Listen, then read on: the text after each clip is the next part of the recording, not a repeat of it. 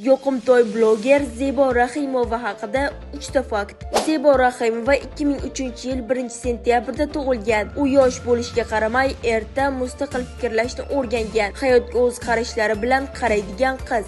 Zebo Rahimova kulgili vaynlar olish bilan tanilgan bloger. Uning videolari oddiy hayotdan olingan hazilomuz holatlarga boy. Shuningdek, u ko'p sayohat qiladi. Safarlardan turli lavhalar va taassurotlar ulashib boradi. Shu sababli uning sahifasi faqat kulguli emas, balki hayotiy va qiziqarli kontent bilan to'lib boradi. Zebo Rahimovaning aytishicha, unga ilk sovchi atiga 12 yoshda kelgan. Keyinchalik 18 yoshda ham sovchi qo'yilgan, ammo u yigitni munosib deb topmagan. Shu voqealardan so'ng ota-onasi bu masalaga qarorni uning o'ziga qoldirgan. Zebo turmush qurishda shoshilmaslik, eng avvalo insoniylik, mehr va o'zaro tushunish muhim ekanini ta'kidlaydi. Zebo Rahimovaning muxlislari videoga like bosib, barcha tanishlaringizga yuborib qo'yishni unutmang. Bizni kuzatishda davom eting, chunki siz bilmagan sara xabarlar hali oldinda.